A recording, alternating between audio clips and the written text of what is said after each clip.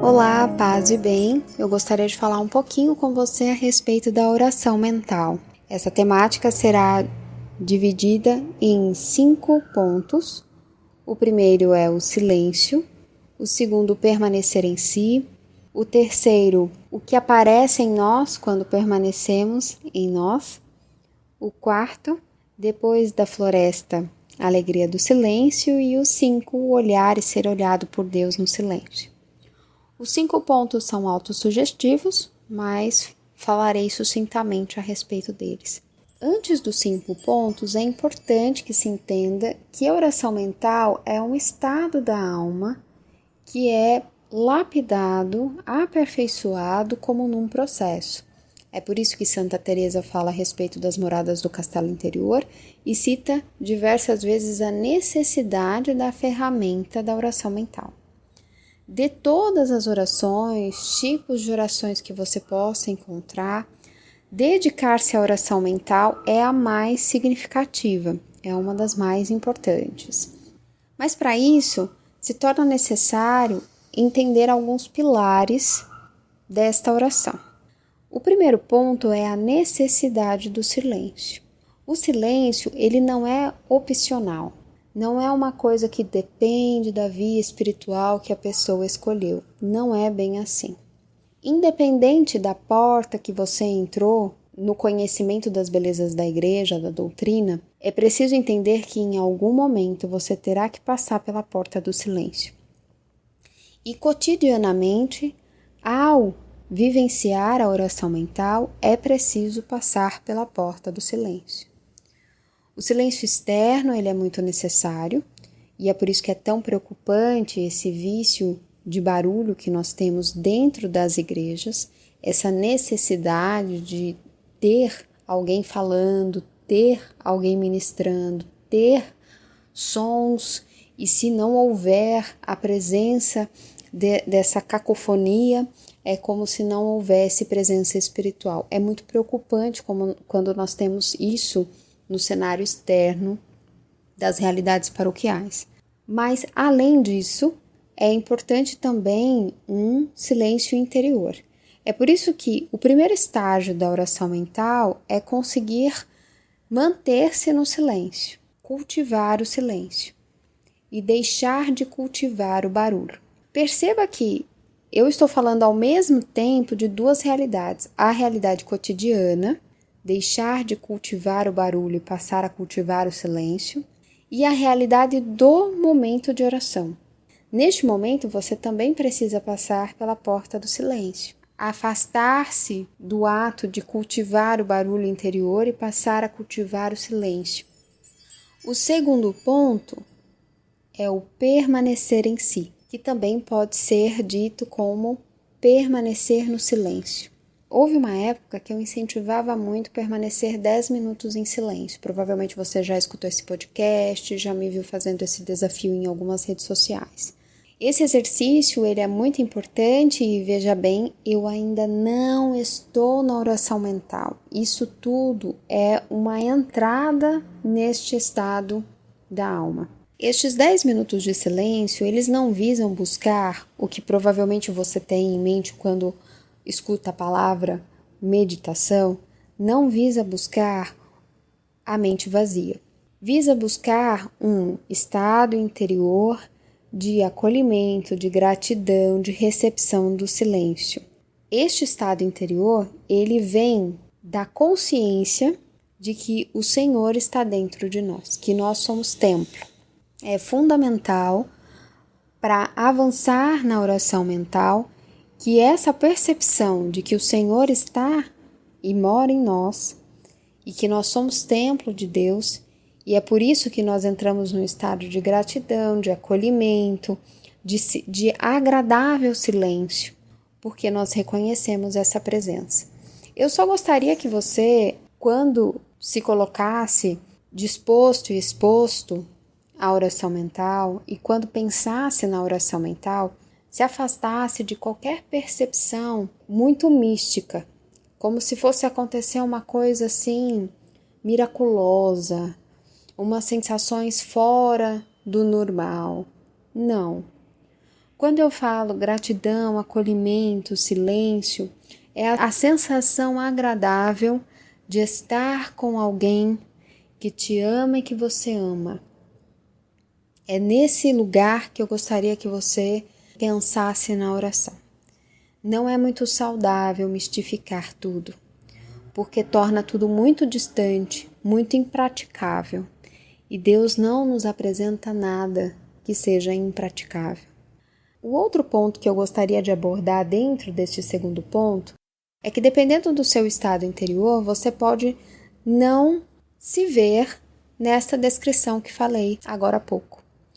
Você pode se ver numa situação de viciado em barulho, necessitar ter alguma coisa para escutar, necessitar ter uma música, alguma coisa, necessitar ver o celular. Você pode sentir algum sinal de inquietação ou até de ansiedade. E pode acontecer de ter alguns sinais específicos de ansiedade, taquicardia, alguma coisa do tipo, se você tem esse quadro e que talvez precise ter aí uma atenção de um profissional de saúde ou algo do tipo. Mas esse ponto não é motivo para você se afastar da oração mental. Pelo contrário, é motivo para que você coloque isso como uma prioridade. O que pode te ajudar nesse processo, se você sentir isso ou outro tipo de incômodo? Santa Catarina de Sena, ela tinha o hábito de se imaginar, ou seja, ela imaginava o seu interior como uma igreja. Ela imaginava uma igreja dentro dela mesma.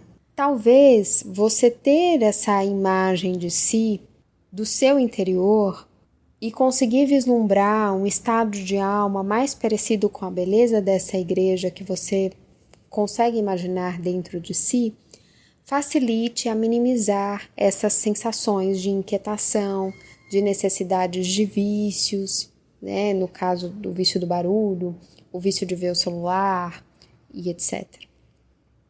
O segundo recurso pode ser você usar os exercícios de Santa Gertrudes de Éfata, que deixarei os links todos aqui na descrição para que você possa acessar. Eu coloquei pelo menos uns 3 exercícios dela em áudio e você poderá usar esse recurso para começar este processo de oração mental. E talvez você compreenda muito melhor do que estou a falar quando escutar esses exercícios. Então, mesmo que você já tenha alguns desses hábitos que estou a falar e não conheça os exercícios, talvez seja uma boa oportunidade. O terceiro ponto é, enquanto você permanece em si, muito provavelmente, mesmo que você não se sinta inquieto, angustiado, com alguma crise de ansiedade, qualquer uma dessas coisas, você perceberá a nitidez de vislumbrar o seu estado interior. Isso é normal. Vislumbrar, por exemplo, pensamentos de raiva, pensamentos de julgamento, pensamento de angústia, de tristeza, de medo, reações, emoções em relação a determinada situação ou pessoa. Todas essas coisas se tornam mais nítidas no momento da oração mental. E é para ser assim mesmo. O que se deve fazer é detectar todos esses monstrinhos e apresentá-los em oração, porque eles precisam ser remediados. Se não existe a oração mental, e veja bem como é difícil seguir numa vida espiritual sem a oração mental, você, pelo contrário, além de apresentar ao Senhor para que eles sejam remediados, eles acabam sendo alimentados pelas próprias turbulências do dia a dia. E talvez lá no final nós tenhamos só um conjunto grande de monstrinhos muito bem nutridos para apresentar a Deus. E eu acho que isso não é o nosso plano de vida.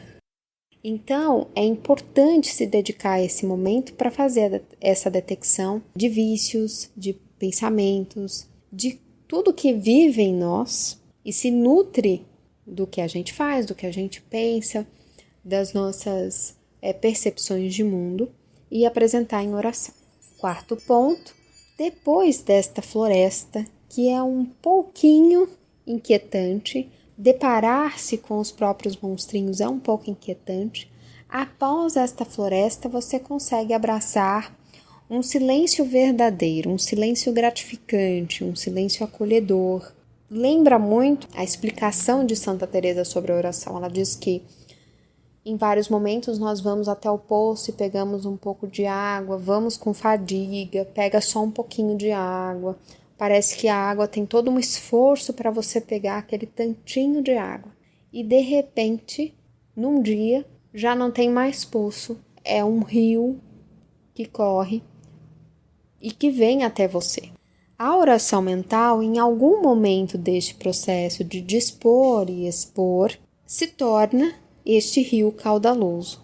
E no lugar de oração cotidiano, quando você se coloca em oração, é importante observar que depois de passar por esse momento, você tem uma dosezinha desse rio, que é a alegria de estar no silêncio, a alegria de estar com o Senhor que habita em você, a alegria de se reconhecer como templo de Deus. Existe esse momento. Novamente eu preciso te lembrar, não mistifique as coisas, não imagine que é uma coisa levitativa, não. É muito parecido com isso que eu vou falar a seguir, que é o quinto ponto.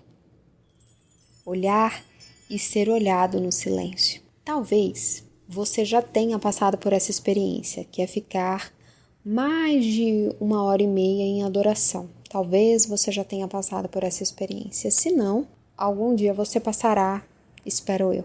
Esses momentos, eles são longos e quando eu me refiro em adoração, estou falando de adoração silenciosa.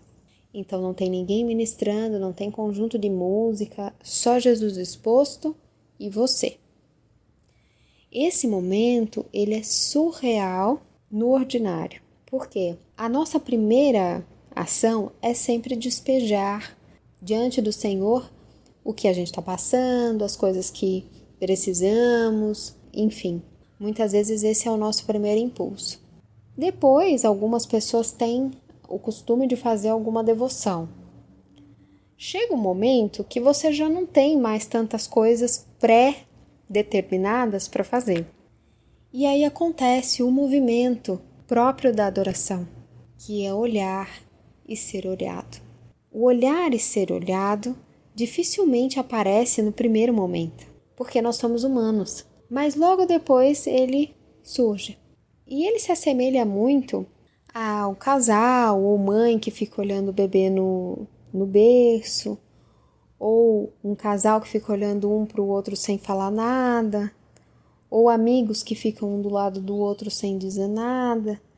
Esse momento de adoração se assemelha a esses momentos humanos.